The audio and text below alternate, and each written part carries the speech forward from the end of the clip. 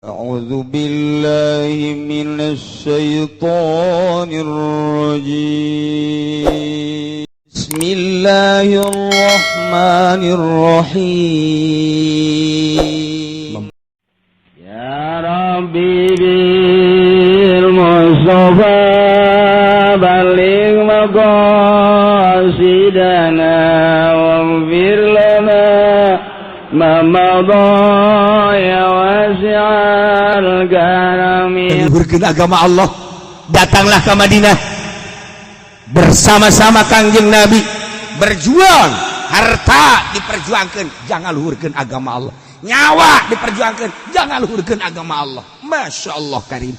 Nah, jelema eta lah a'zamu darajatan indallah, wa gede-gedena darajatna muga Allah. Terbagi dua lah, lupa gede-gedena darajat, dua golongan, hiji muhajirin, nomor kedua ansor. Geus eueuh deui, ieu kuari rentul masjid hasil muhajirin jeung ansor, rentul majelis talim hasil perjuangan muhajirin jeung ansor, rentul pondok pesantren hasil perjuangan muhajirin jeung ansor.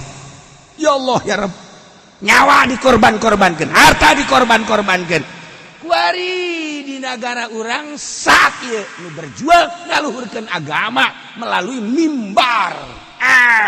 Alhamdulillah hasil dakwah kabeli mobil. Kok jadi gitu sih? Heran. Alhamdulillah saya keluaran dari Al-Azhar, kemudian saya buat yayasan, hasil daripada jerih payah saya alhamdulillah 10 tahun saya punya yayasan, Masya Allah sudah terbeli 10 hektar dan mobil sudah ganti-ganti, bahkan istri pun sudah 4 sekarang. Kok berjuang sih kos gitu sih? Beda jeung muhajirin ansor baheula. Sok geura renungkeun ku urang, aku renteu urang. Urang hayang disebutkeun al ulama warasatul anbiya, mana warasatul anbiya? Ja ulama baheula mah berjuang teh Imam Syafi'i, Imam Maliki, Imam Hanafi ngorbankan segala-galanya. Ayeuna kuari asal ngariung tadi berkatan memanyun. Yang membungka daerah ditu mah mana negara beling. Masa tolol. Ente diundang ka ditu emang kunaon teu datang. Gua geus dibuleudan. Asal kadinya be hapa. Mana ieu ilai kalimatillah na mana? Bergelut teh urang mah ilmu teh pake neangan dunia jeung dunia bae. Masya Allah karim. Deuleu muhajirin berangkat di Mekah ke Madinah teh anu dideul hiji bae Allah Rasulullah. Geus teu mikiran dahar, teu mikiran nginum. Kuari mah urang lamun diondang mah kudu 4 gelas. Mama osok dulu insyaallah. Ngopi 2 mama mah kopi pahit tapi make gula mama. Sial ta mama. Atuh manis darana goblok. Teh ge 2, teh pahit teh manis. Masya Allah. Jeung nu putihna hiji jeung kakemu. Boh, sakumaha Firaun di hareup. Lamun teu kitu geus rek diondang deui. Ieu mana ieu ilai kalimatilahna. Ditanya, mama sok ngisep alhamdulillah mama mah. Sesepna naon? Mama 5 rupa mun ngarokok. Samsu, gudang garam, mil. Tahu mama mendek jualan rokok meuleun.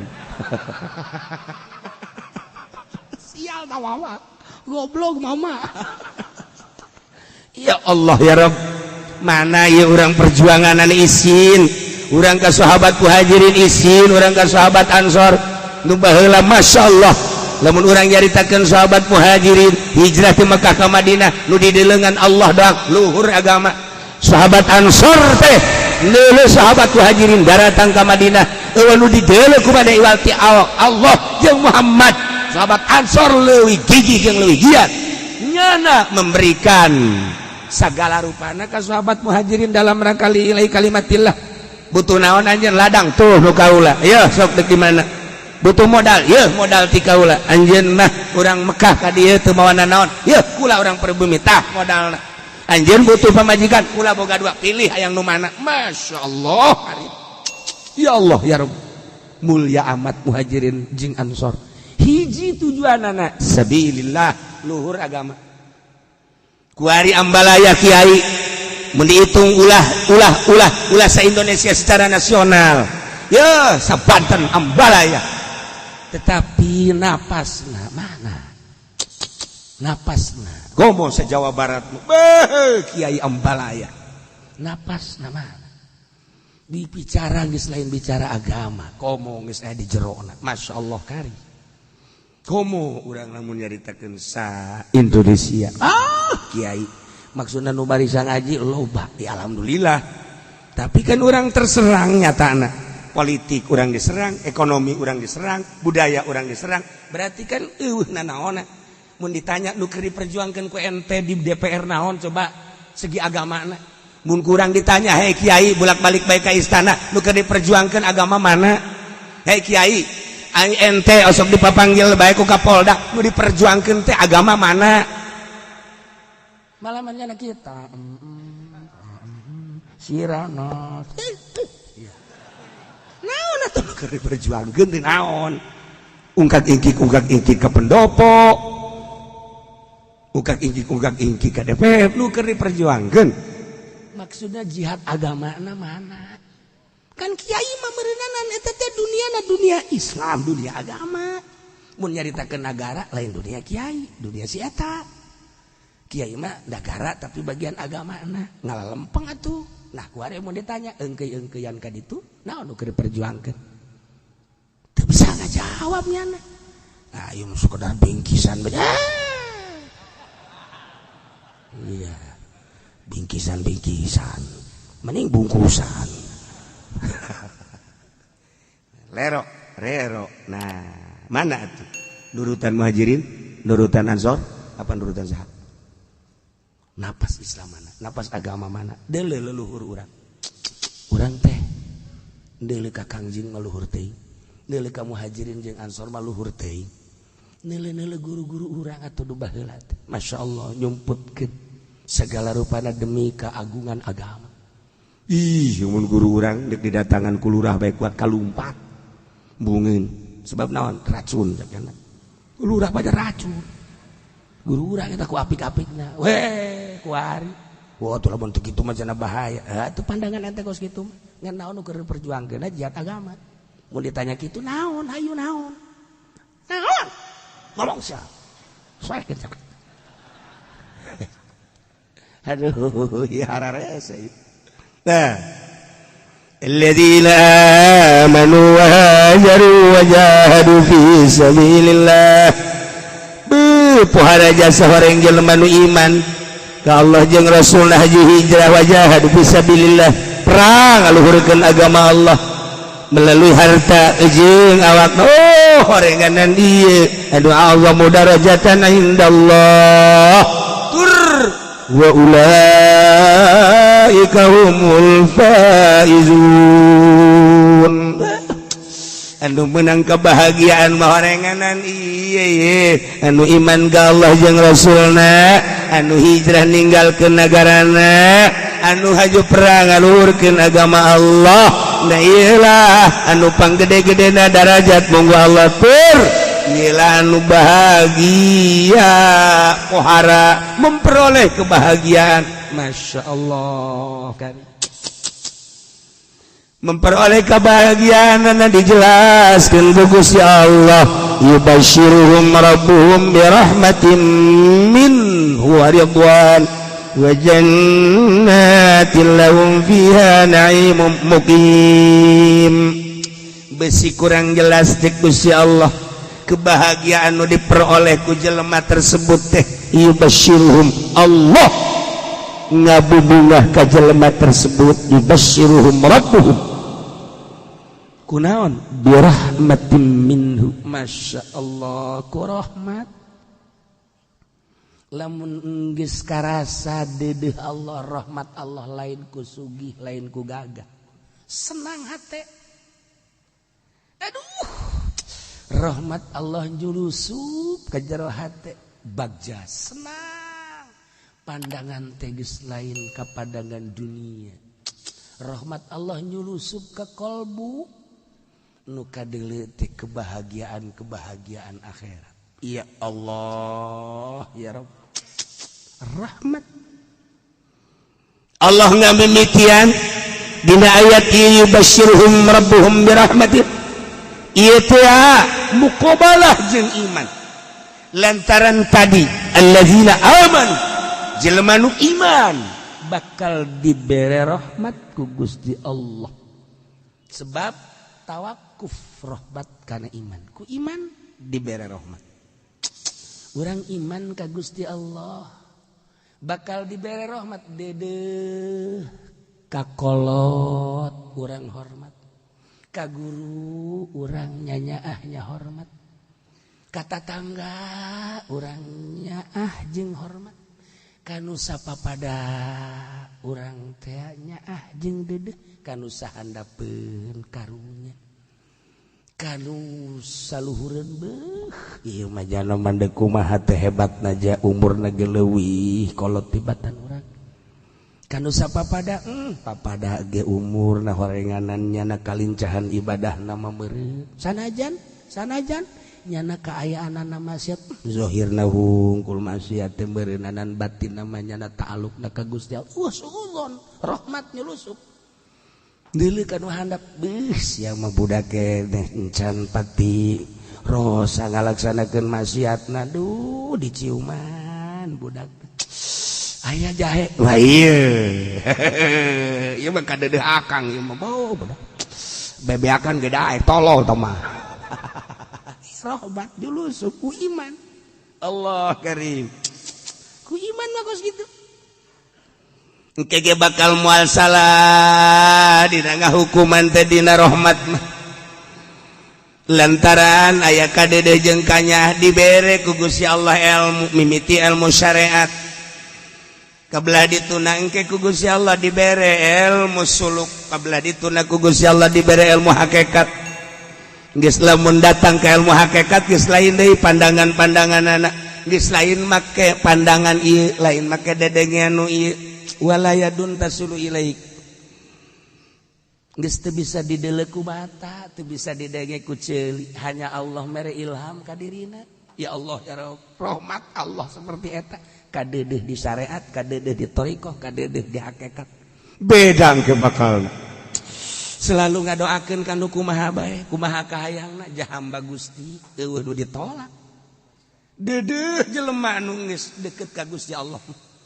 Nu mantak naon kitu doana makbul sebab nyanana eueuh kahayang. Dek dibere sakitu teh dibere sakitu, di sasalamanan sakitu teh di sasalaman sakitu. Pan ieu mah lain, sia sasalaman bolak-balik atuh. Masyaallah teu nganggap sia ka aing. Ye, sakali nanti dijotos sia ku aing. Si eta teh bolon eta mah. Kiai palsu. Pala mambung di sasalaman deuleh, jangan naon atuh. Itu mah dibere duit kan hina. Munggu Allah. Munggu orang mulia bisa pakai meuli make itu. Tapi kapan dunia mah fana hina. Masa sih ahli Allah nganggap mulia karena duit, masih kene nganggap mulia karena duit. Berarti aya di jero kolbuna kotor. Lamun di jero kolbu kotor encan jadi jelema. Tamangmang. Cenah jago jamul jawab leg-leg jamul jawab.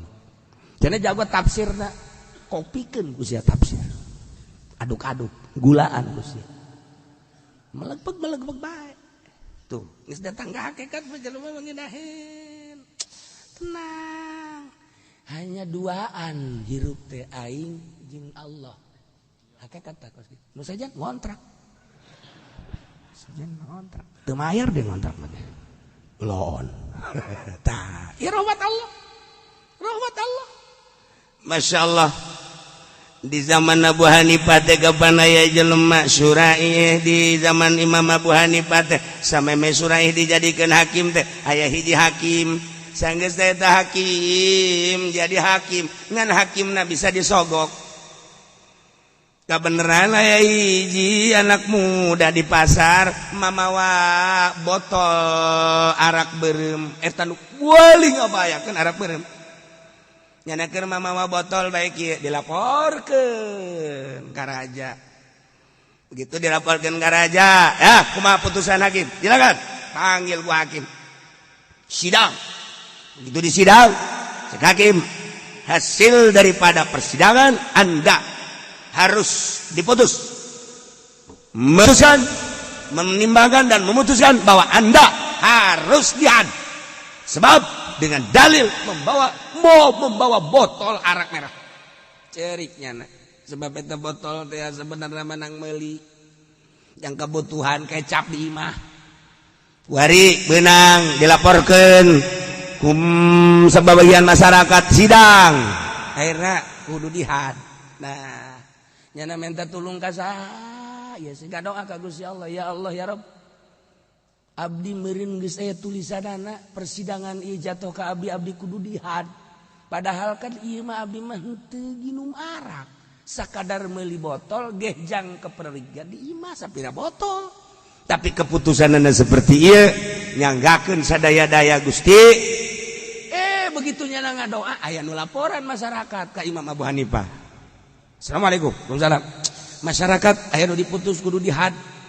Putusan daripada hakim coba tulungan. Kunaon masalahanna cek Imam Abu Hanifah. Cek nu laporan nyana lantaran mamawa botol. Nginum arak tante. Henteu gan sakadar mamawa botol doang. Masyaallah cek Imam Abu Hanifah. Ngadoa ka Imam Abu Hanifah. Ya Allah ya Rabb. Iya kan salah ngahukuman. Aing nu nginum arak kudu dihad. Aing mah mau botol doang mah teu kanyahoan nginum masa kudu dihad. Sarita keneh Allah mere rahmat set ka jero qalbu Imam Abu Hanifah. Datangan bela. Eta rahmat eta kos kitu. Langsung datang Imam Abu Hanifah ka dinya ka tempat sidang. Sidang ulang kembali. Saya ingin mendengarkan. Wow, karena Imam Abu Hanifah mah atuh julma terhormat. Kabeh dari yuk deui. Permasalahannya buka kembali, dibuka seperti tadi. Kami mendapat laporan dari masyarakat bahwa orang tersebut membawa botol arak merah. Dan arak inilah yang paling dahsyat di dunia. Sehingga putusan kami setelah mempertimbangkan dan memutuskan harus dihad dengan dalil. Ini orang membawa botol arak. Ngacung Imam Abu Hanifah. Jangan sekedar dihad, ranjam, bunuh dia. Hakim kaget. Ngahulang, pan lebih dasar tamat. Bunuh, ranjam. Sebab dia sudah punya istri. Ranjam. Nu ngomong kabeh. Pan ranjam. Cek hakim teh coba saya ingin mendengarkan dalil-dalil ranjam. Begini Pak Saudara Hakim, kalau dia sekedar membawa botol adalah alat untuk arak, sudah dihukumi had, lebih baik dia diranjam sebab dia membawa alat vital. Dia membawa zakar, itu alat zina. Dengan dia membawa alat zina, udah aja ranjam. Kan belum ketahuan zinanya. Nah, kan dia belum ketahuan maboknya, tolol. Ah, bener gitu. Jadi membawa alat mah atuh sia ge diranjam ieu. Atuh pan zakar di bawah ku sia. Dikumbah bae pan. Nah, ieu jago Imam Abu Hanifah. Sekarang ralat kembali. Jangan diputuskan di had, cuma sekedar membawa alat. Kalau sudah terlihat bahwa dia mabok, ada tanda-tanda mabok baru. Kalau cuma sekedar membawa alat kemudian dihad, atuh urangnya mamawa zakar, iya paranti zina. Nah atuh diranjam kabeh beak jelema. Etalah rahmat Allah, masya Allah karim. Salamet eta jelema. Langsung pelukan jeung Imam Abu Hanifah. Oh, horenganan waliullah nya geus. Etalah rahmat Allah. Nah dengan iman mendadak yubasyiruhum rabbuhum birahmatin min. Ya Allah, dengan iman Allah ngabungakeun kalawan rahmat. Nomor kedua waridwan jeung karidwan. Ya Allah ya Rabb.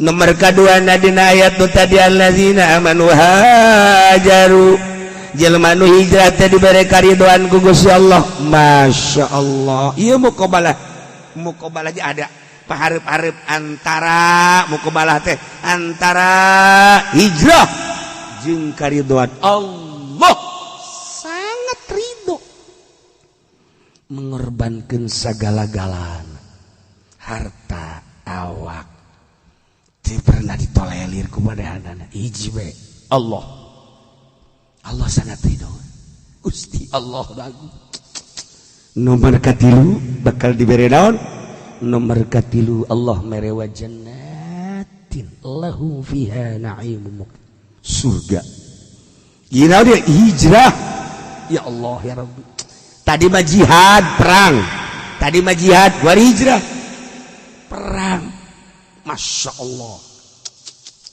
lamun tadi hijrah nomor kedua hijrah ninggalkeun lembur ninggalkeun keluarga ninggalkeun hewan ternak dan lain sebagainya nomor katilu mah jihad fisabilillah alladzina amanu hiji nomor kedua wahajaru ridho nomor katilu wajahadu fisabilillah bi amwalihim wa anfusihim ialah a'zamu darajatan ninggalkeun segala rupa nu dideuleu iwal ti Allah bakal dibere surga atuh urang ge gua ieu iman di saya di urang hijrah ti ibah ka dieu hijrah ngaranna ditinggalkeun kan ku urang ibah warung segala rupa teu geus sabodo jihad urang di dieu je teu ngadaharna naon duduk dong do piring ya lumayan ieu urang di suara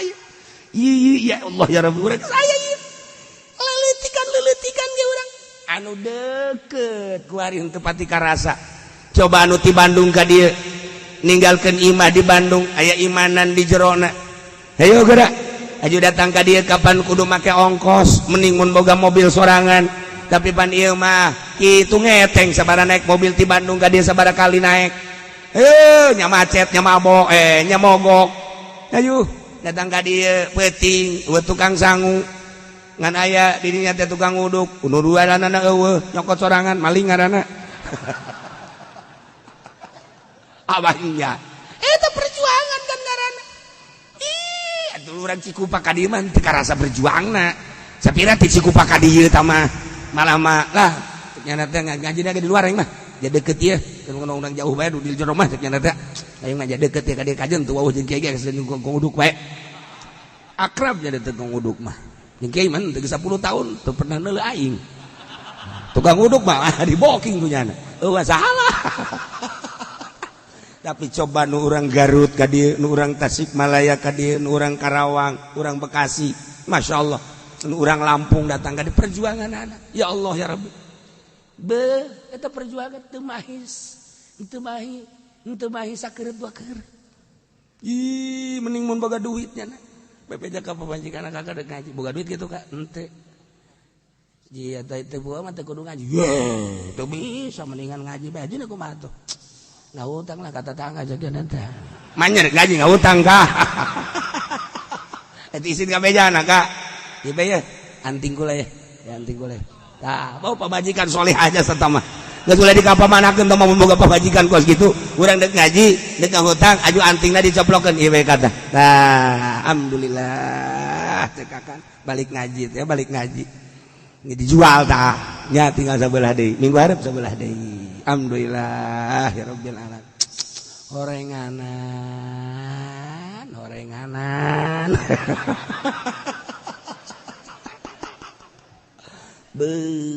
barang dideuleu jem kakak ka mana eta pake beli ente malingnya lagi sarua bae dan lain-lain sebagainya eta berjuangna karasa anu jauh mah tah ieu iman haju hijrah sanajan sakedeung sapoeun nyana haju manehanana jahadu fisabilillah lain perang tapi diuk ieu kan sarua bae urang teh perang ieu tentara Allah lamun ke perang di medan laga waktuna kuari makan teu perang diuk di majelis salib eta teh jadi kitu mujahid fisabilillah ieu kuari teh kadeleuna mah bangun jaroreja soreng tentara Allah ieu Masya Allah anu geus kalentuk bae eta tentara Allah geus eleh perang eta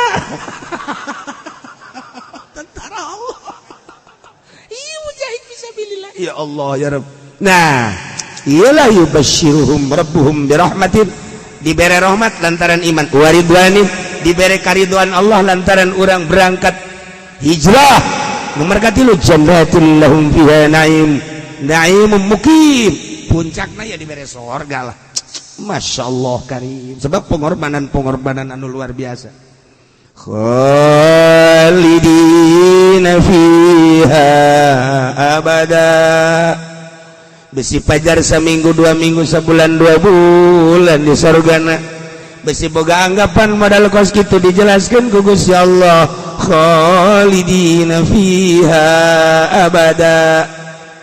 Kadu mantak kurang ngaji teh lamun teu nyambung moal ngeunaheun teh lain gitu tujuan kiai na jeung tujuan nu ngadengekeun kos muludan. Ai masyarakat hayang ngaji, ai kiai na hayang amplop kan teu nyambung eta. Sia mau langsung dalek ka dieu. Tadi tuh. Teu nyambung eta kos kitu teh. Okos jeung DPR masyarakat hayang diurus, DPR mah hayang dunia teu nyambung. Wajib datang ka ira ge moal nyambung. Sambungkeun geura ge urang hiji bae nu didel Allah. Tah lamun geus kos kitu kakarak nyarambung ngaji kiaina bener tujuanna ngaji. Masyarakatna tuh hayang ngaji akur. Geus betaheun nyana malah manyana masrahkeun diri ka kiaina. Abdi masrahkeun diri cenah kiai hiji teu boga ongkos, kadua lapar ieu bere dahar. Tuh masalah sia. Endong di mah aing sia aya sumur parem.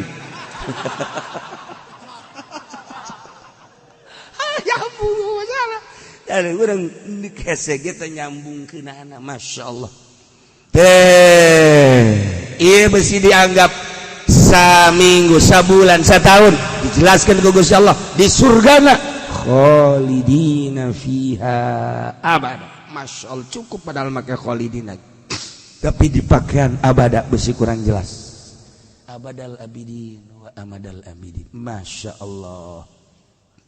Innallaha indahu ajrun azim. Sanyana Gusti Allah di Allah tah di Allah lah ajrun azim. Seperti eta Allah mere ganjaran ku iman, Allah mere rahmat ganjaranana ku hijrah, Allah mere karidhoan. Masya Allah karim. Mentak santri-santri hijrah ti imahna ka pondok pesantren. Kadeleuna mah kadeleuna harina teh santri. Padahal mah eta meunang karidhoan Allah. Beda jeung nu sakola lain deui. Nya malam mun ditanya, "Sia ieu mas santren?"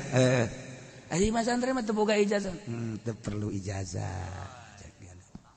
Atupan mas santren mah teu boga ijazah engke ka dituna jadi Allah. Bah, budak pohara aja saya teh. Pohara. Ya Allah, ya Rabbi. Saya geus sabaraha tahun di DS? 1 tahun. Geus balik. Ulah mah dipiceun ku kolot jadi. Bulihat biasa budak eta. Teu hayang ijazah, teu hayang nanaon lah kumaha Allah bae nu penting mah nyaho kana ilmu Allah. Sakitu bae sebab ti Allah ieu teh tadina ku ari diurus ku Allah manya datang ke teu nyaho ilmu Allah engke kan bakal ngaharep ka Gusti Allah. Budak geus bisa ngajawab model kos kitu. Ya Allah ya Rabb. Geus teu perlu nanaon. Engke sia kumaha eta ka dituna? Sia mah sia bayatun kurang keyakinan aing mah geus boga keyakinan kege diatur ku Gusti Allah. Masya Allah. Ngomongna hebat, keyakinanna hebat, deuleu bentukna. Isuk-isuk cileuhan. Encan mandi geus ngadahar bala-bala tolol teh coba. Ai keyakinan mah hebat jasa. Atuh kayang urang mah kacai bae heula nyikat garak jajan teh ngarokok lah. Kiai geus nongkrong ge, kiai nongkrong ayo we kiai aing-aing.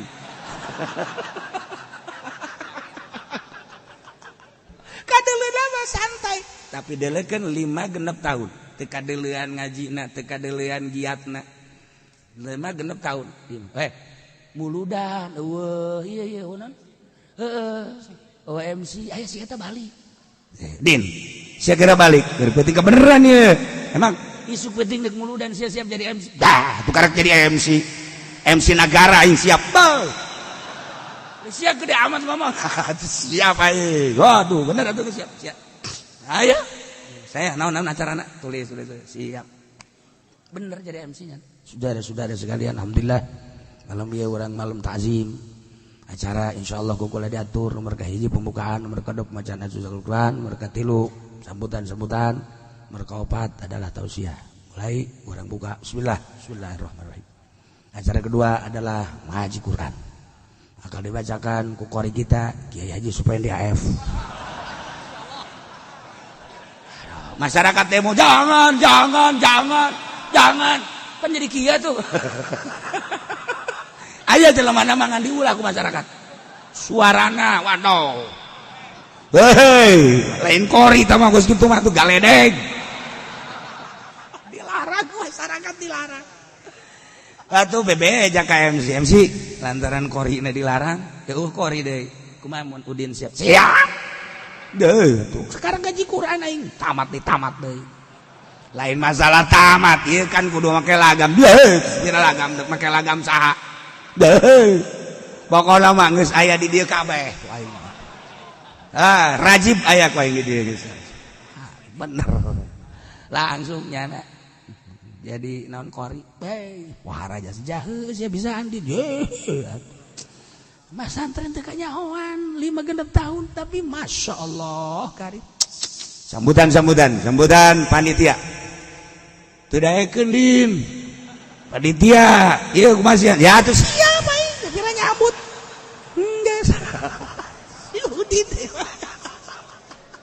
Allah. Terakhir tausiah dari Kiai Haji Fudoli. Cuman Kiai Haji Fudolinya belum datang karena 5 panggung. Jadi dia masih dirangkas betung. Waduh, ima datang ka dia jam 4. Geus siap bedin atuh, kumaha siap. Ya, tuh sapira muludan. Nyaritakeun Kangjeng Nabi. Nabi geus di hate aing. Atuh si Udit teh bae, masyaallah. Da eta santri mah teu kanyawan nyolong bade. Nyolong bade santri mah. Komo mun titah ngariung, titah hadiah puji atuh. Teu bisa ge geus maksakeun pokokna. Atuh nyolateun mayit anu make ruku teh ge terus bae kan. Siapa make ruku? Deuleuh mayitna saha? Ye, tah aing ge tilok ai lain teh eta mah. Mayitna teh mah akrab jasa jeung aing. Datang ka imam mah sial aing salah. Tilok mundur santri mah masyaallah karim. Santri teka deleng ngajina puluya peleye tapi deleng ke 5 genep 7 ngomong ke 10 tahun mana santri anu henteu terpake naon eta sebab didasari ku ikhlas gaji dengan sendirina mentak cek dina hikam ulah nyaritakeun nyieun kolong nyieun bae bale kolong bakal aya sorangan ulah ngahaja nyieun kolong ai bale teh diberesan nah dumat aya kolong-kolong asal nyeun balik kolong aya asal nyeun balik kolong aya atau asal dibersihan eta khusu aya asal dibersihan marifat aya gitu bae eta mah otomatis sama ngaranna injection saya yang zarikeun aing ya Allah ya Karim nah ieu mah keur carita bersihan gerage sebab di awak urang aya roh di jero qalbu aya sir di jero kolbu urang aya sir di jero awak urang aya ruhna kolbu sir ruhna awak urang ruh jadi berarti aya 4 dimensi di awak urang dimensi zahir awak urang dimensi batin roh dimensi jero kolbu dimensi jerona adalah sir aya nu datang ka awak doang pikih ngaranna aya nu datang ka golbu mulai tasawuf tata tasawufan gene aya datang ka sir aya datang ka ruh ibadat mantak ditata geus datang ka mana urang ibadah kadeulean bakalna sebab ibadah zahir mah kos kitu ke lamun naik ibadahna geus datang ka qalbu kos kitu aya cirina ke lamun naik di ibadahna geus datang ka roh kos kitu sir kos kitu gitu sebab naon alamna beda alam urang alam nasut naik ke alam malakut pakaianna lain tingkah naga lain naik ke alam jabarut pakaianna geus lain deui naik ke alam laut nu nyaho iwal ti Gusti Allah subhanahu wa ta'ala dicaritakeun sote horenganan aya wali Allah subhanahu wa ta'ala. Nah, konsep negara supaya barokah. Dua, Allah nyebutkeun amanu wa takwa, iman jeung takwa. Kuali lamun urang nalah negara urang tangga kaluhur langit teu pernah ngahujanan, urang neuleuh ka bumi sawah telaan kuari maneuleuh ka empang cai mah ayangan hararejo, neuleuh urang ka perkebunan kuari geus bararotak geus lain hejo, neuleuh urang ka jalan cai kuari cai teh butek aya anu kering eueuh caian, bahkan aya nu geus sababaraha daerah kekurangan cai. Berarti kan pinuh ku teu berkah. Ketika urang kapanggih jeung jelema asa teu menyatu sia-sia aing-aing, padahal mah masyarakat jeung pamarentah teh hirup di hiji nagara teh eta pamarentah teh ngurusan aset-aset negara jang rakyat. Tapi kunaon kuari mah rakyat ketika neuleuh polisi asa pa aing-aing, ketika rakyat neuleuh abri asa teu menyatu kos lain alam. Urang lamun neuleuh polisi okos di alam luar, polisi mah lain urang Indonesia nya nama urang planet. Urang lamun neuleuh abri kitu kene kok teu menyatu amat sih, aya naon garis pemisah antara masyarakat jeung polisi, antara masyarakat jeung abri kitu kene jeung pamarentah. Komo lamun masyarakat ngadenge pengacara jeung hakim asana geus lain deui jasa. Padahal mah ayana hukum teh jang negakeun keadilan jeung kemakmuran kejujuran di bangsa di negara urang. Kemudian lantaran orang bodoh minta bantuan ke pengacara supaya nu bener dibenerkeun, nu salah disalahkeun, tapi pada kenyataan nama horenganan lain kos kitu. Kulantaran lain kos kitu masyarakat gadenge pengacara teh geus tabu, masyarakat gadenge hak hakim teh geus tabu, masyarakat gadenge jaksa teh geus tabu. Geus asa lain bangsa Indonesia nya nama bangsa jin tu. Lain deui teu berkah. Ketika orang ningali nu keberkahan mah ieu langit nurunkeun hujan teh karasa ku urang tiis lantaran dibarengan ku angin nyelecep hujan teh di singkolocor digigir imah urang di sawah di jalan sapoe dua poe katingali kos ngembel taneuh teh iyalah pinuh barokah teu kebal jarara dijukut di sisi-sisi imah urang di sawah di huma di kebon-kebon. Masya Allah menang saminggu hejo ngeplok kadeuleu ku urang jembar rarasaan hate teh neuleuh pasawahan teh Masya Allah suburna nu luar biasa, caina ngemplang teu lila di pelakan pare hejo rata luar biasa. Urang ningali ka sawah, di sawah teh loba caian Masya Allah, lauk betik jeung lauk julung-julung, lulumpatan bunga jasa. Kebelah ditu aya lele, segala aya gabus. Masya Allah, ningali di solokan-solokanana ya Karim, eta mah lele rombongan.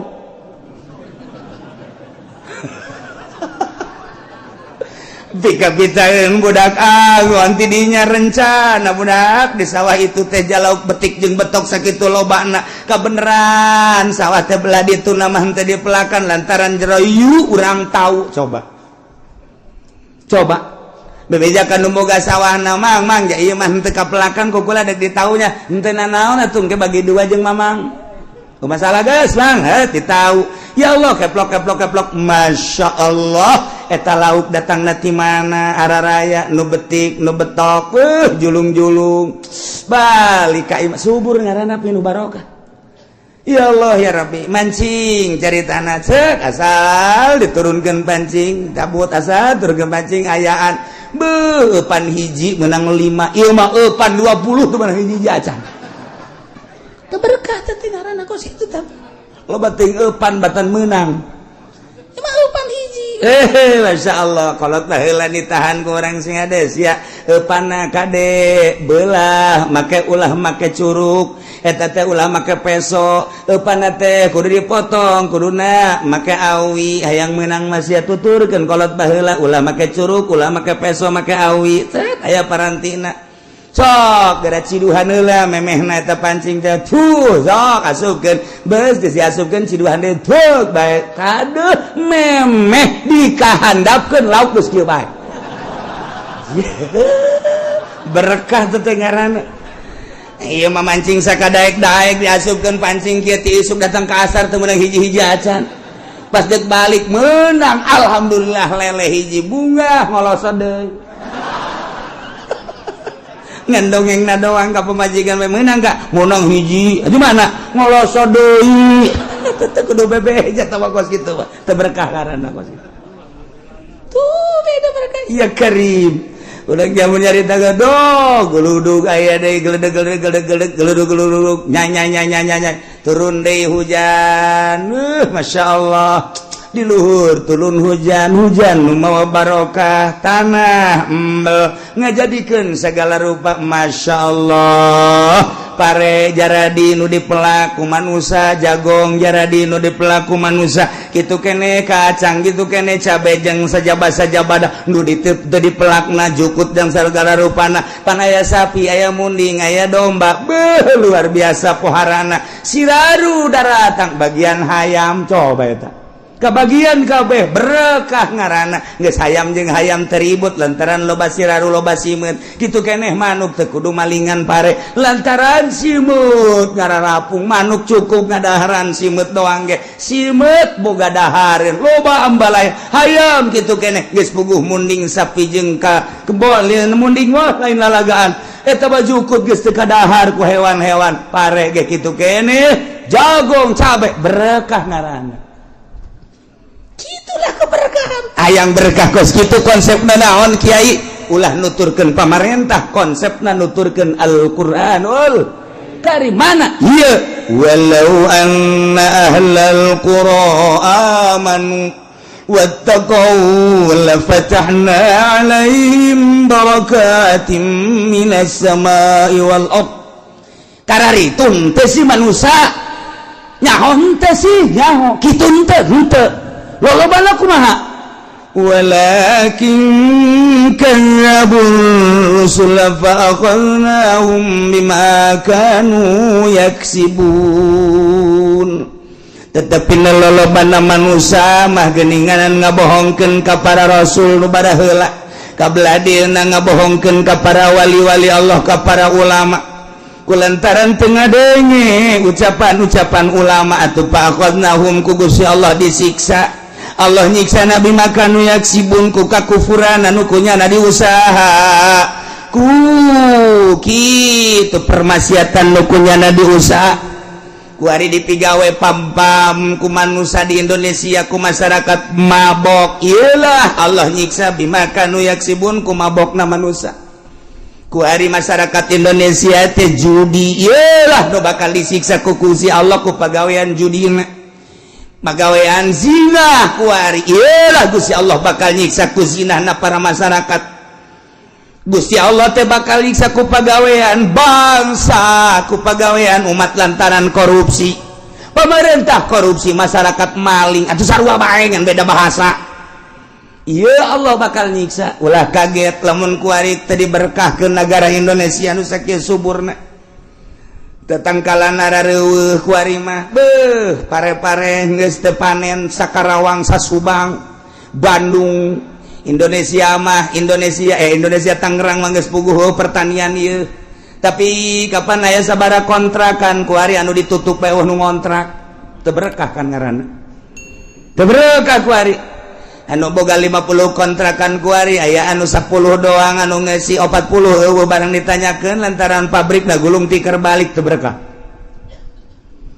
aya deui pengontrakan nu belah ditu eusi namangan unggal kontrakan loba nu maling bae pindah nya ka kontrakan lain teu berkah sarua bae ieu teu berkah ya kuari ya Allah ya Rabbi nah urang lamun neuleuh di Indonesia lamun urang ningali ka India kamari kapanasan 4.000 nu pararae sabada kapanasan kuari dihujanan ku Gusti Allah geus 2.500 supaya mejeunana Pakistan kamari 2.500 keur panas mah kuari dihujanan ku Gusti Allah 1.000 nu paeh hitung ku sia teu kudu make kalkulator 1.000 Kashmir deui geus aya hampir 1.000 nu paeh dah pararae padahal malamun ku urang dihitung eta teh derajatna kakarake 49 derajat can 50 Saudi Arabia mah geus mencapai 50 tapi henteu naon tenan siksa mah geus kitu kayak naon eta di India nu nyaho iwal ti jelema nu nyaho atuh heses yang masih ngomong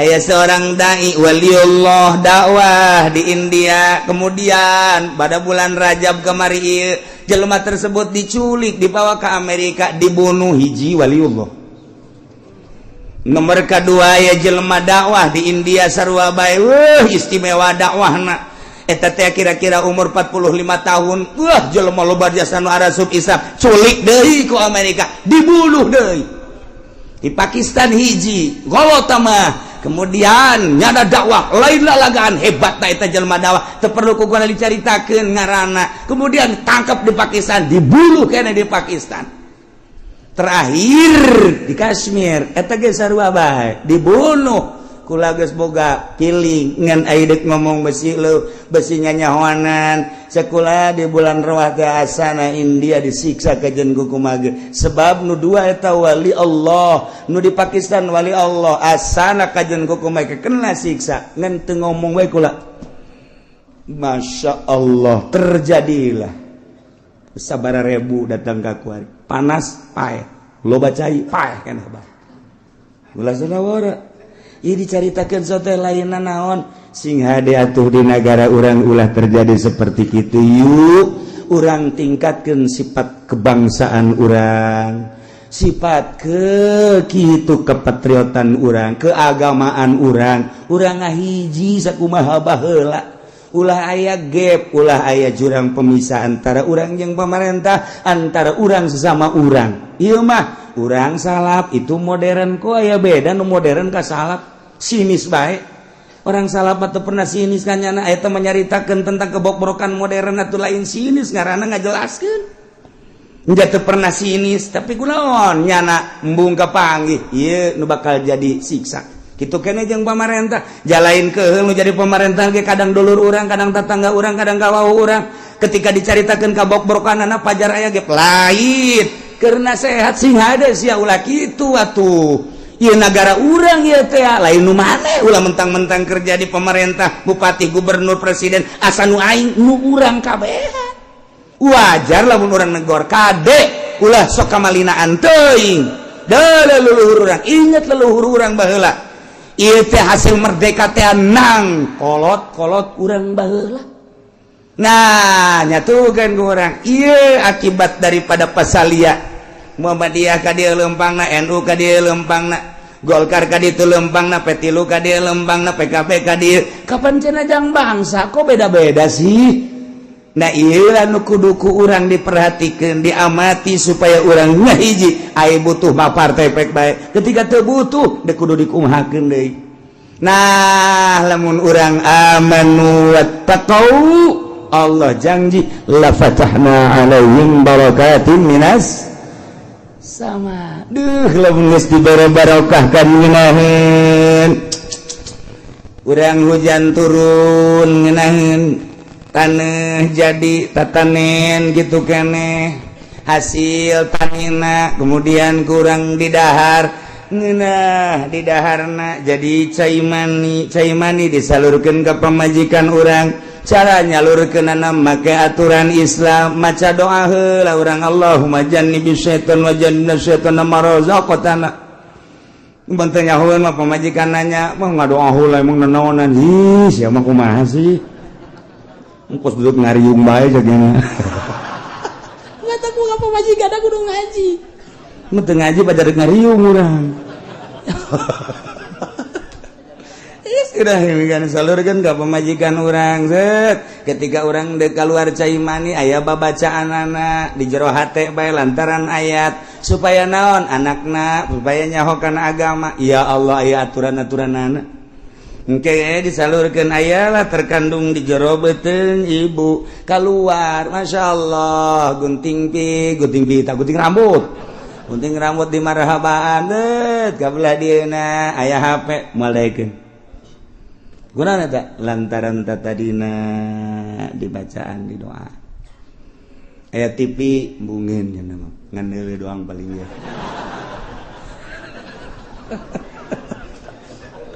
ieu mah lu mantak anak kurang gede can sakola geus sayang meuli HP. Kemudian dibelikan jamarah baik main internetnya na di HP gitu. Wih, luar biasa. Kabelah dia bisa muka sorangan. Tek nu susu teh nu ping-ping teh. Budak leutik eta teh kos kitu. Geus teu bisa ditahan ku kolotna. Kolotna mandi ku nya dipoto. Tolong teh coba. Belon teh anak nu kos kitu coba. Ulah ngabelonkeun ka anak baheulana teu ngadoa. Geus kulantaran teu ngadoa atau anak setan. Pan setan teh bebeja ka gangjengna ka Gusti Allah. Gusti, hari abdi teh bagian pamajikan abdi di mana atuh Gusti? Teh dijawab ku Gusti Allah. Setan nunjukkan ka Gusti Allah, Gusti ai pamajikan abdi di mana? 3 kali kakarak cek Gusti Allah barengan jelema anu jima jeung pamajikanna teu maca bismillah heula teu ngadoa ka aing. Mentek ketika aya lalaki teu maca doa heula teu maca bismillah heula eta teh horenganan bareng jeung setan ketika keluar anak-anak setan. Geus ku ari nu mantakna aya nu nonton TV bae atuh pantes lantaran anak jurig. Ge sia nu kumaha. Lah cenah kiai ulah kaget jakulana ge jurig ai kitu onam. Komplotan jurig kabeh burung. Laila konsepna walau anna alal qura amanu wattaqau dibulak-balik supaya urang teh ieu bisa ningkatkeun iman urang bisa ningkatkeun takwa urang ka Gusti Allah. Abe ku Gusti Allah diturunan janji Allah la fatahna alaihim barakatim minas samai wal ardh. Geus teu kudu istisqa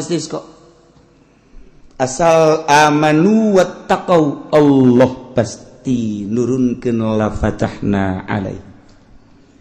Isin wari istisqa urang ngajak saha? Deuk ngajak saha istisqa? Deuk ngajak saha? Pad istisqa mah instruksi ti pemerintah. Bupati ngainstruksikeun ka masyarakatna melalui camat. Camat lantaran manehna mah sahibul wilayah nitah ka kiai. Geus lamun kiai dititah ku camat wajib nurutna. Camat ditoel instruksikeun atuh ku ari titah parwasa deuk istisqa geun kitu heula. Ulah main jeger-jeger bae. Oh, puasa heula. 3 poe geus beres puasa kakarak surtil ku kiaina. Ieu ulah ilu. Berangkat ku ari ka lapangan. Oh, kiaina nu geus ikhlas. Buka izin ke Allah embe munding sapi bawa ke lapangan hayam bebek bawa ke ditu nini jeung aki-aki jeung orok bawa ke ngajengek-jengek ditu di lapangan pen ke kapanasan ta panas karak salat istisqa sholli sunnatal istisqa Allahu akbar urang salat istisqa kebo eta kan ngomong panas. Sia teh teu ngarti sih. Di ngomong kumaha meureun. Oh, sapi. Oh. Ditanya ku sapi nu seueur. Samomoan panas. Bebek. Panas.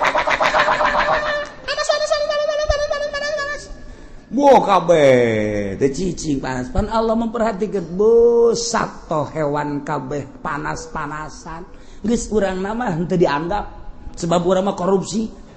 Sebab urang mah nonton TV sebab tah dianggap mah bebek wek. Cak Allah aing mah ngahujanan ge bebek lain ka sia. Gusti sapodo deuk ngahujanan bebek tanu penting hujan lah pokona mah. Isi nu rek ari deuk isis kok kalau embung. Sahabaturna isis kok. Sahabaturna jatuh meminta ke Allah supaya hujan kudu nu beres atuh Kangjeng Nabi mah keur maca khutbah alhamdulillah shalatu wassalamu ala rasulillah aya sahabat Tuhan ulah khutbah bae kunaon panas kami minta hujan langsung ngadoa Kangjeng Nabi hari tak keneh hujan Kangjeng Nabi tah oh bunga luar biasa datang kan teu bisa balik di masjid hujan terus gebrek bae Kangjeng Nabi mah di masjid ieu pun Kangjeng Nabi balik hari Kangjeng Nabi teu bisa hujan itu bisa keraat ke hujan di keraat balik nyanda ka ieu saminggu hujan bae saminggu turun hujan wow datang ka aya imah-imah nu ka bawah imah-imah panggung-panggung mah ka bawah segala pagar-pagar ka bawah nyanda Jumat deui jeung Kangjeng Nabi begitu Kangjeng Nabi baca khutbah ngacung deui aya naon deui sia cek Kangjeng Nabi kamari ngomong ulah kieu atuh hujan ge Gusti ya memang atuh ambalah ya cek jalan teu kada jalan bajir Kangjeng Nabi langsung ngadoa deui returan hujan turun tuh model kos kitu Kangjeng Nabi Masya Allah nah iya wani urang ge lamun nuturkeun jelema nu ikhlas mah aya nuturkeun nu teu ikhlas aya teh ge nutas naon ngaranna istisqa di nelayan di hari penelayan di haharuan ku kiai sama istisqa sih di nelayan itu ibadah ya orang mah pokona mah di mana tadi mana belum teh coba ngajawab kalau dimaksud nah yang hujan itu urusan hujan urang pangeran urang mah penting mah istisqa baik itu ngajaran teu datang ka maksud teh mah datang ge kan ibadah doang istisqa dilaksanakeun tahajud henteu intip urang barang penting hees bae cak sia ibadah bego hah ai kamari sia ngomong tahajud sia tuh coba ayo tahajud mah nu ngalem jeung urang mere duit tuh kan tembung aing menuturkeun usara itu embung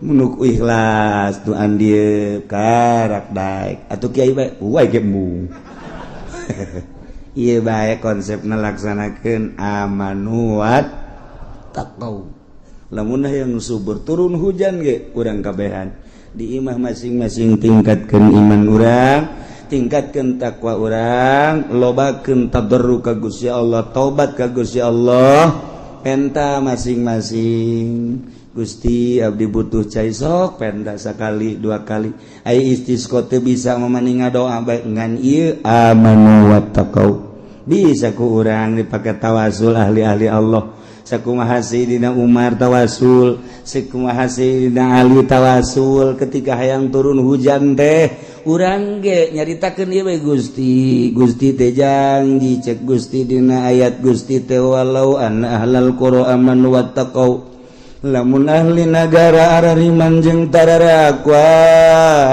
cak Gusti la fatahna alaihim barakatim minas sama'i wal ardi langit bakal nurunkeun hujan bumi bakal ngajadikeun jajadian tina sabagian hamba Gusti teh abdi Gusti abdi teh hayang ningkatkeun iman abdi takwa abdi sakieu mah jararasaan abdi geus tingkat jasa sia cak Gusti Allah ningkat ge cak aing mah henteu mal ka dihujanan engke urang makin hari terus engke ge aya ti Gusti Allah masyaallah mantap ai kudu nama aman wattaqau pemimpin nagarana kudu ngainstruksikeun ka masyarakatna kudu ningkatkeun keimanan jeung takwa ka Gusti lantaran besi disiksa ku Gusti Allah engke lamun arariman jeung tararakwa makan ku Gusti Allah teh dibere kabarokahan langit turunkeun hujan anu pinuh bakal nyuburkeun bumi bakal ngajadikeun jajadian pinuh kasuburan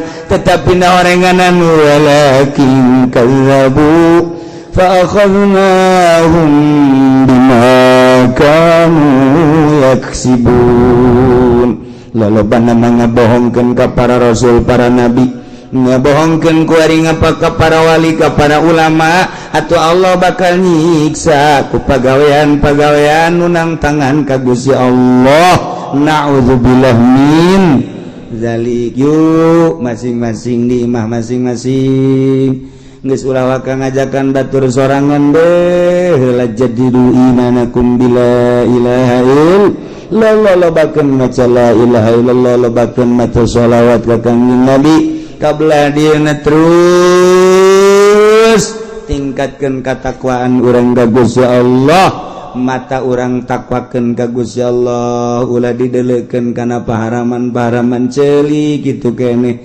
irung sungut kitu keneh tujukeun ka Gusti Allah kadanan para wali mah geus ninggalkeun alam ieu naek ka alam malakut pakaianna geus pake pakaian malakut dementak lamun malaikat meneuleuh karoh roh nu aya di kuburan malaikat atuh urang lamun geus aya di alam eta bakal neuleuh karoh sakumaha nu kukula sering dicaritakeun Mama Sobari Cilimus keur mingguan pan kieu tangga kaluhur innalillahi wa inna ilaihi kaget pan jamaah kabeh naon Mama roh Mama Ilyas Banjar naik ke langit pupus. Itu bisa kadeuleu hujan. Bisa kadeuleu. Haji Pendigi kabarieun le kuntilanak. Meureun sabangsa manan kitu ge nya. Tak bisa deuleu roh lain sabaragan. Berarti kan hamba Allah aya nu bisa. Contoh Mama Sobari. Mama Sobari teh murid Mama Khalil Bangkalan. Ai Mama Khalil Bangkalan murid Syekh Nawawi Tanara. Ai Mutanam Syekh Nawawi Tanara murid Ki Hamid Khatib Asambasi. Ai Ki Hamid Khatib Asambasi murid Syekh Samsudin. Ai Syekh Samsudin terus kata Tuan Abdul Qadir. Jeh, nu mantak bararsi batur mah tuh bisa kadeuleu. Geus, ieu mah keur carita mun geus aya di alam malakut ninggalkeun alam ieu bakal kapanggih urang jeung roh bisa ngobrol. Teu mimiti ibadah teh make zahir diaturlah ku fikih. Kemudian orang kuari ibadah make galbu diaturlah make thariqah. Urang geus datang ka hakikat ibadah teh make sir yakni ruh urang. Berbagai tahapan-tahapan dina urusan ruh didinyalah manzilah urang. Geus engke diangkat jadi wali rijalul ghaib, jadi nuqaba, jadi nujabat, jadi urafa, jadi asaib, terus jadi naon gitu ngaranna, jadi autad. Kemudian naik deui jadi mukhtar, naik deui imamnya, naik deui jadi kutub. Kitulah ibadah teh. Jadi urang kakarak tahap awal ge can anggeus nyaritakeun urusan fikih. Jangan beberes zahir urang ti mimiti cai, kemudian wuduna, kemudian salat, gerakan-gerakan jeung tempatna eta urang mah masih diutar-atur kene. Diatur urang mah di mana jang tempat salat urang nu ngeunaheun lantaran make fikih. Ditingali disingrai-singraikeun ku urang nu kadeuleu kumata mah ieu mah kotor, ieu mah bersih, eta fikih. Ketika urang geus make ilmu thariqah lain deui babauan teh ya, lain urusan babauan geus babauan secara batin kaambe ku urang.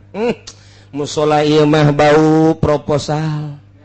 Musola ieu masjid ieu bau proposal geus lain aambeunana geus lain teu kaharti ku batur.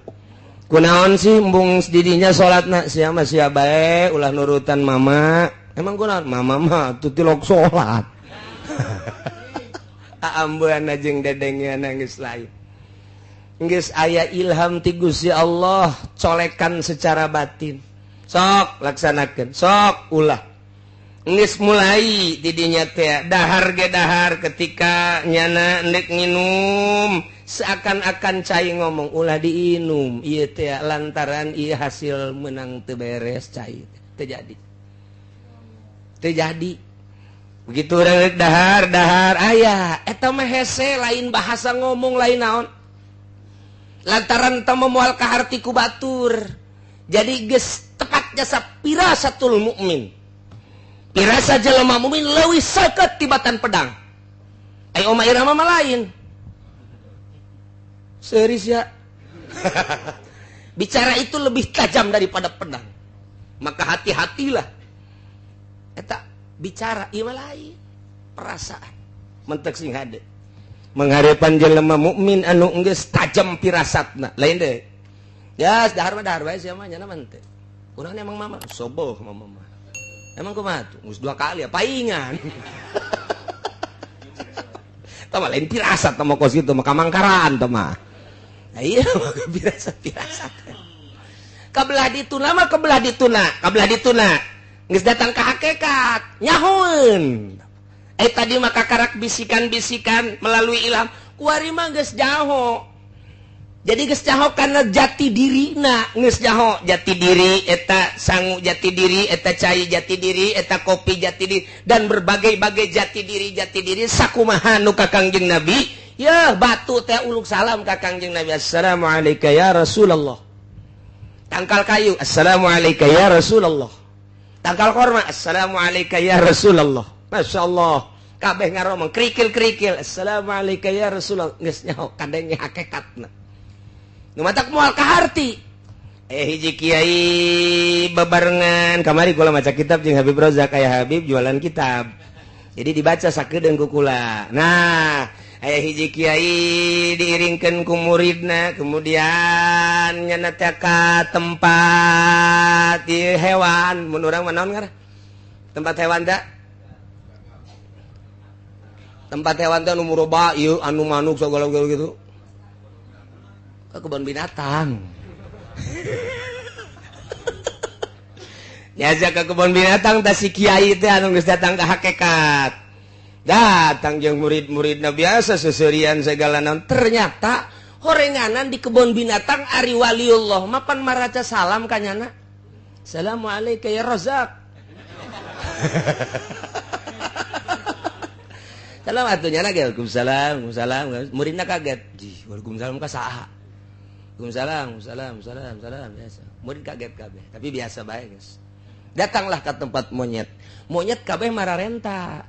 Monyet teh ajol-ajolkan, cek kieu teh bere. Kabeh nu aya bere. Mararenta eta kabeh monyet, kabeh marah tuh terus baik.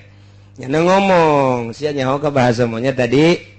Henteu eta teh kabeh ngaronjang-ronjang mararenta. Sia nu aya di sia teh coba kami ieu di jero kebun binatang teh kurang parab tah bahasanya na kos kitu. Tah. Oh kitunya.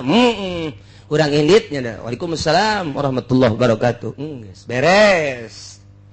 Datang deui ayeuna ka hiji tempat babarengan di dinya teh tah geus balik ti kebun binatang jeung murid nu lain-lain nu milu jeung nu teu milu bareng rakyat masyarakat pamarentah aya.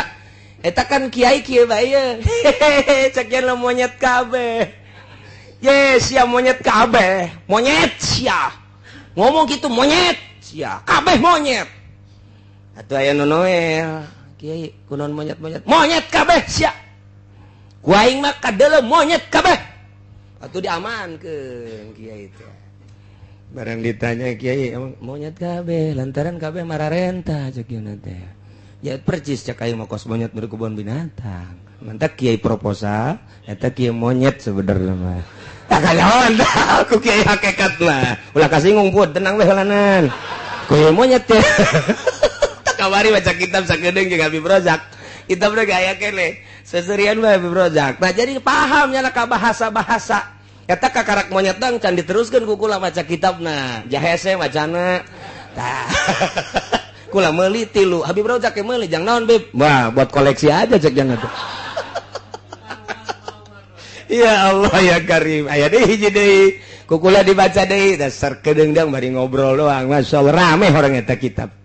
Masyaallah aya perangan segala ta kitab teh. Ente mah pan mun maca kitab jelok rame.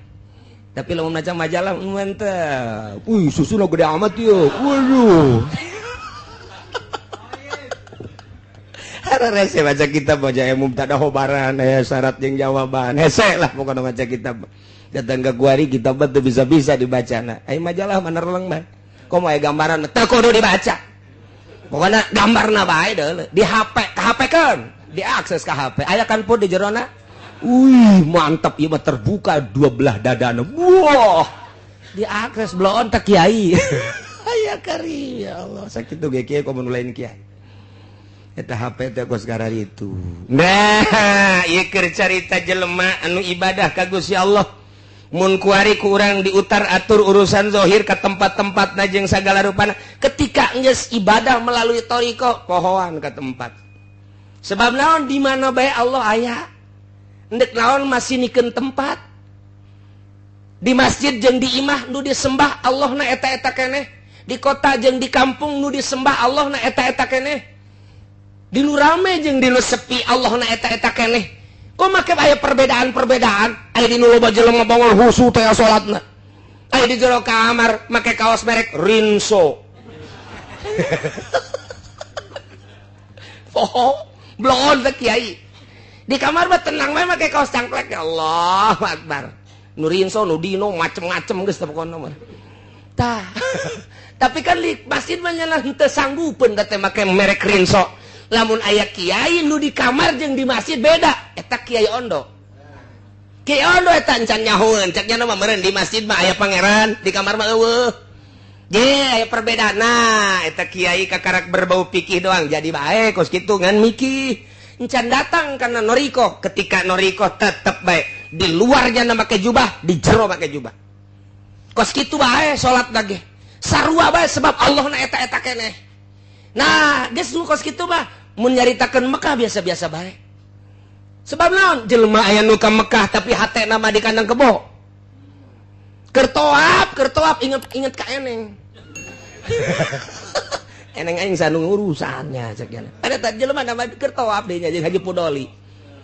Atuh ditu bismillah Allahumma hatena mah eneng aing di mana? Saha nu ngurus? Pada tadi hareupeun Baitullah. Tapi ahli Allah sanajan di kamar, di imah, di mushola tetap Allah. Teu inget ka eneng, teu inget ka mobil, teu inget ka naon. Paling sekedar ka zaki ya lumayan lah. Saya tiga-tiga teu bener bod. Rusak.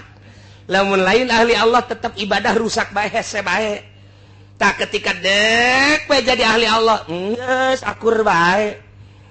Ketika datang waktu sholat di jalan, Allahu Akbar. Tenang bae. Ih, bumi Allah. Kalem bae, masalah. Ketika geus datang ke hakikat, geus lain deui. Geus bae kadeuluna ge teu salat. Kadeuluna ge teu salat, padahal mah salat. Kan kiai teu salat, ulah ngikut kiai geus, ulah sok haju ka kiai sia bae lah salat. Emang kiai di mana? Di Mekah salat. Geus moal gaharti. Teu bisa pake lalagaan lantaran kadang-kadang di dieu mah kadeuleu teu salat horeng di anu mah aya. Saya geus kos kitu mah. Lantaran tadi teh ya, urang mah ngaji ge hayang rame. Urang mah ngaji teh masih kena kompetisi dina karamean. Wali mah geus lain kitu. Ngaji, bangun, pindah. Ngaji, bangun majelis salim, pindah. Geus teu hayangeun nya nama bangunan-bangunan kos kitu jang naon. Nu penting mah jelema nyaho ka Allah dituntun ku aing. Tina teu nyaho ka Allah jadi nyaho. Wali geus jaraho, atuh geus dipasrahkeun, sia geus nyaho, geus titipan ilmu, mama mah neuk berangkat deui. Neangan deui tempat nu sepi, ayo nuduhkeun ka Allah kadanan ku kitu atuh ulah-ulah proposal, besi bau monyet. Ya monyet nu sok kikian besok geura urang ka dieu, ka mana karah ka Solear. Ka Solear, di mana karah Solear teh di mana karah? Di Padegelang, ngaco. Mbungeun nya besi pajar baturna.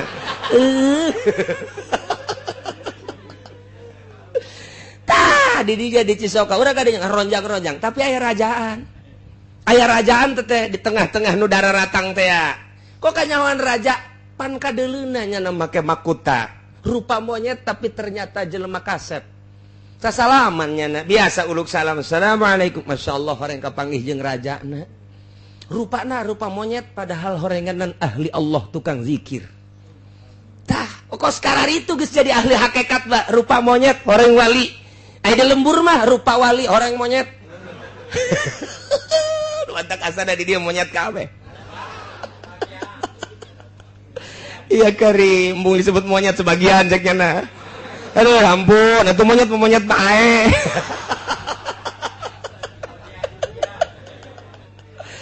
Nah, iya ketika geus datang kadinya ngadenge siiran lain deui idzal isruna min di mana tanggal 20 tina bulan Syaban geus kaliwat berarti tinggal 8 poe deui tawasil surba lailika binahar sok tepungkeun inuman peuting kana beurang ulah eureun-eureun nginum.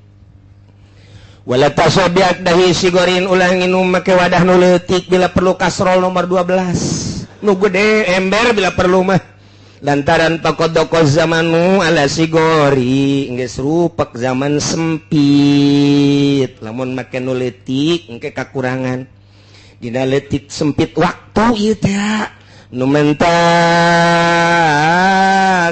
didinya teh ulah eureun-eureun urang terus-terusan kudu nginum ulah eureun-eureun eta teh bahasa siiran kadenge ku urang mah urusana urusan pitayeun urusanana hanya sekedar urusan pibeuteungeun tapi kadenge ku jelema ahli thariqah kadenge ku jelema ahli hakikat lain kitu kumaha manehanana didinya teh paham kana yen maksudna eta syiiran teh jelema teh di mana-mana lahir ka alam dunia ta eta teh kakarak bijil mata poe di mana-mana geus datang ka dohor berarti manehanana geus setengah tuwuh di mana-mana ka asar berarti geus 40 tahun ka luhur di mana-mana jam 5 geus kos Habib Rozak tinggal sajam deui surup kita dina Irsyadul Ibad Imam Zainuddin Malebari ngagambarkeun manusia seperti eta. Nah, teu beda jeung ieu. Bulan Ramadan teh dina tanggal 1 ngora keneh berarti umur urang, tanggal 15 setengah tuwuh berarti umur urang, ketika tanggal 20 berarti geus kolot. Nah, tinggal 10 poe deui surup ieu teh beak bulan Ramadan. Eta teh keur carita Ramadan, caritakeunlah ka diri urang, berarti aing geus kolot kudu siap-siap ulah kampanye. Aing nu ngora mah masalah pun. Nu kolot ya. Saya Haji Hamid ulah geus kos kitu mah. Komo ide leutik duitna mah Allah untuk ulah. Kecuali sih diberi apaan saya masalah sih. Pugu bermasalah. Tah eta teh tanggal 20 kolot berarti. Iyalah jadi nasihat. Hartina di mana geus tanggal 20 bulan Syaban lewat tidak terkecuali siapapun. Geus ulah eureun-eureun pawasil tepungkeun berang jeung peuting teh pake ngerogot zikir ibadah ka Gusti Allah. Ulah aya kesempatan-kesempatan di luar ibadah ka Gusti Allah, beakeun waktu berang jeung peuting pake zikir ka Gusti Allah. Ulah-ulah keur teu hees di jero hees zikir bae. Emang bisa? Atuh bisa. Pan bisa kos kitu sih. Atuh ente mah hees sih ngomongna. Ya hees teh hees beneran. Atuh pan Kangjeng Nabi mah, Kangjeng Nabi masyaallah qalbuhu lam yanam wal ainu qad naisa. Mata bisa peureum sare golbu nanti. Atuh warasatul anbiya ge bisa. Nu mantak guru kula di Banjar Kiai Haji Mumu, putra daripada ayah Banjar. Ketika sare, emang kumaha gitu ketika sare tanyakeun gerege ka anakna. Asal Malik, Allahumma sholli salatan kamilatan wa sallim salaman taala. Malik deh ka dia. Tan halu pilih qaratam karajibil qaratul bil awjad. Deui bener lain lalaga. Berarti kan terus-terusan nyana teh geus lazim terus-terusan ada mul intip jeung shalawat. Ajengan mumu almarhum masyaallah almaghfur lah. Eta teh asal Malik we kos kitu tah. Awalna mah pamajikanna ge kageteun. Je, sare tah henteu sih ka haji. Tapi sare asal Malik ada Allahumma sholli salatan kamilatan wa sallim. Malik deh ka dia. Tan halu bil qaratam karajibil. Baik. Ayah Habib Rozak apa lain?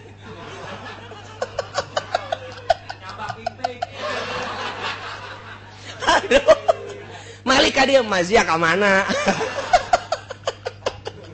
Haju bae leungeun ruga peragapan.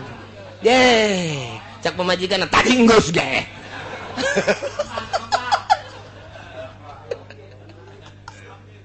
Beda. Masya Allah, eta keur carita ahli sholawat. Ahli sholatnya kos gitu mantak anyar-anyar besok ditanya. Yang penting sare tante. Sare. Pan Malik kade gitu ke seri banyana. Ngimpi lagi atuh pan kapangijeng Kangjeng Nabi. Atuh kami eta geus ieu mah didongengkeun teh alal hak nyata tanya ka minantuna. Kula boga babaturan ngaranna Haji Mufti tah di Raja Mandala. Sagulung sagalang nyana keur waktu panganten kaget. Lantaran kamarnya na belah dia, kamar mama belah dia. Jadi tak kamar teh kapan nyana ka setengah hadina bilik. Tah barang geus kitu peuting teh apa ngaranna ge panganten rada kurang hees beureun. Sia masuk ka juga mana bae. Tak keur meureun istirahat gadengekeun nyana. Kan maca sholawat ceuk teh. Terus bae ka dieu maca Malik maca sholawat can ngomong jam 4 minam tu anyar. Sapeting dua peting akhirnya kabelah dia ngintip. Jadi lainnya nu diintip. Nyana nu ngintip. Sebab nyana maca sholawat ke situ ieu mah jam 2 cek nyana masa sholawat diintip koreng Malik. Asal Malik Allahumma sholli salatan kamilatan wa sallim salaman taala. Kakarak bebeja. Nyana teh lalaunan. Seuri bae atuh pamajikanna mah geus nyaho. Emang kitu cenah nyana mah asal Malik bae kitu asal Malik. Eta ahli sholawat. Atuh keur sareget sholawat bae. Okos jelema neangan nomor. Eta teh keres da ge 5050.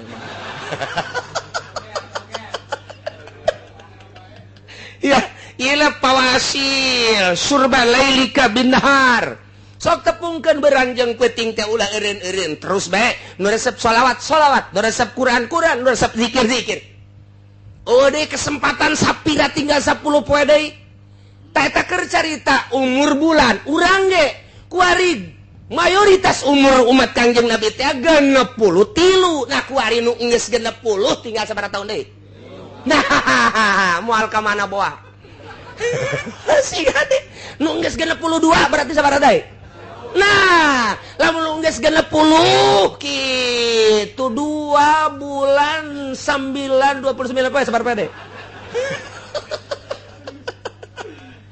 siga deh nah iyalah kadangena ku ahli Allah mah ieu teh nasehat ka dirina aing teh geus kolot berarti tereh balik ka ditu geus ulah dieureunnan ieu zikir ka Gusti Allah kapaham ku nya tina hiji nyanyian ieu teh maksudna mah kos kitu nu mentak nya teh terus-terusan neja paham la wajib terus akhirna ti dinya nya siap berangkat wa zahaba ila Makkah terus ka Mekah lantaran boga perasaan di Mekah maluwih bundal ibadah teh ka Gusti Allah geus pabakia bihim manya biha nyana cicing di Mekah mujawiron jadi urang Mekah hatta mata manehanana sehingga maut di Mekah gitulah carita ahli Allah neruskeun nu kamari teh tah nya kama waqa'al rajul allazi sami'al ghail hiji jelema ahli Allah ngadenge ka jelema nu nyanyi nyanjana model kos kitu jadi nasehat ka dirina oh aing geus kolot geus aing di Mekah di Mekah deuk cicing deuk ibadah ka Gusti Allah Subhanahu wa taala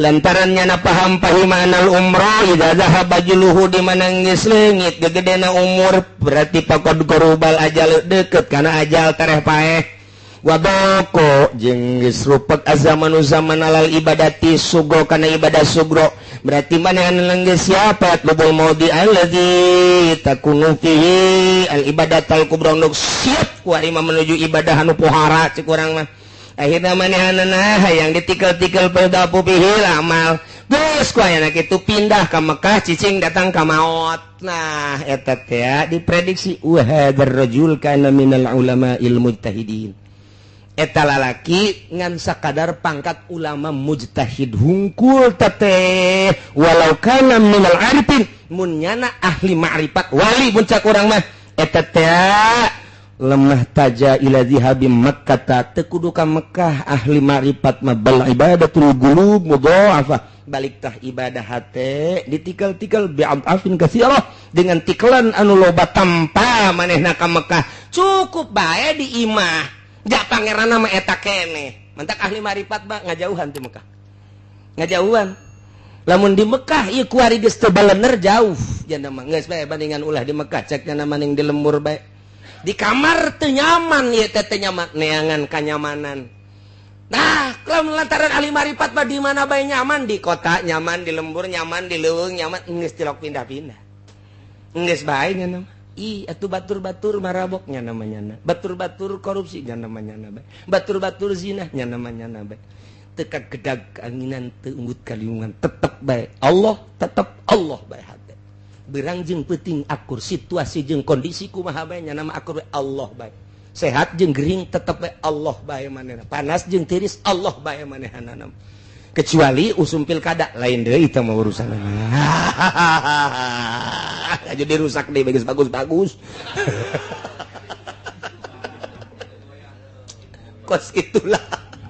kos gitulah carita ahli Allah mah atuh biasa bae santri loba jeung saeutik akur bae jan nuju nama ridho Allah jeung nyana geus usul ka Gusti Allah geus teu asana naon nya nama biasa bae geus ka Allah bae nikmat bae sorangan sakitu lobaan sakitu geus nikmat bae matak nya nama maca Quran ge tilok tamat geus asa babarengan jeung Allah sedengkeun Al-Qur'an teh kadang bisa bulak-belok atuh maning jeung Allah bae zikir lagi lain cara zikir nu biasa batur mah zikir la ilaha illallah la ilaha illallah la nah teu ngahanung bekos ku bade teu kieu sebabna mata anak zikir ka Gusti ceuli zikir ka Gusti melalui tafakur tadi jang naon cicing di Mekah aingan sakadadek balanja teh kokoneng mah tuh je atuh deuk danaonan atuh maning di lembur pake tafakur ka Gusti Allah dan mantak nu tadi lain goreng ngan sakadar ulama ahli mujtahid ahli ijtihad lamun nyana bener-bener naon kitu ngaranna katapakuran ku nyana eta syiiran tentu teu kudu ka Mekah cicing di imahna di kamar sorangan biasa bae akur bae Allah na eta keneh kajen kuku magen nu kasipatan ku wujud kidam bako mukhalafah lil hawadis kiamuh binasuh daniyat kudat iradat ilmu hayat sama tah eta kabagi kana opat aya sifat nafsiyah aya sifat geus kabeh eta keneh Allah na maha ngarungu maha uninga maha kitu naon kitu ngaran ningali maha sagala-galana wa huwal qahiru fawqa ibadi geus bae titik didinya ayatna didinya cicingna didinya ibadahna nikmat ka Gusti Allah teu dirubah-rubah geus bae akhirnya nama tah kos gitulah jadi hiji syiiran teh dijadikeun nasihat ku manehana gitulah ahli Allah subhanahu wa ta'ala nu mantak engke ngararomong kabehan hewan-hewan ngomong kamari aya deui tah dibaca keur aya keneh Habib Rozakna dininya aya hiji jelema kabangi jeung hewan assalamualaikum waalaikumsalam ngaduakeun tah nyana teh atuh wali mah kieu alhamdulillah paingan di zaman Kangjeng Nabi Sulaiman batur teh titah baralik cukup ku doana sireum horeng sireum ge ngadoa ieu ge diurang ieu panca Kangjeng Nabi laula make bahasa laula andai kata teu aya hewan-hewan niscaya makhluk-makhluk kabeh moal dihujanan ku Gusti Allah lantaran daroraka ka Gusti Allah ngan Allah nyaheun jeung dedeuheun ka munding bae jeung ka sapi jeung ka hewan-hewan nu lainnya mah teu berdosa cak Allah aing mah ngahujanan ge eta bae nu teu berdosa urang teh berarti kasapaatan ku kebo nah kamari dibaca ku kula eta kitab teh aya deui hiji jelema kapanggih lantaran teu ngarti tak teu ngarti ai kiai mah tadi wali kan ngarti ai nu sajen mah teu ngarti begitu kapanggih tah jeung meong jeung ucing teh salam ka nyana assalamualaikum ditalipak doger bae cak ucing teh aing ngadoakeun ditalipa can maling can naon cak penjahat sia cak ucing teh Habib Rojak seserian bae tuh jadi beda uyeup hewan-hewan teh salam kemudian ngadoakeun nu paham mah aalaikumsalam diusapan tapi nu teu paham dicabok tah urang teh kapan kos kitu can puguh can karuh kana naon ge main tindes-tindes bae. Nah iyalah, sejasa geus datang kadinya mah geus lain dari pemikiran lantaran awalna melalui pirasah, kemudian kabelah diana melalui ilham, kabelah dituna melalui mukasyafah. Asal geus mukasyafah lain deui geus tah. Geus tah jelas-jelasan geus tah geus jelas-jelasan. Saju ka halarti bae ngaji heran. Wallahu alam.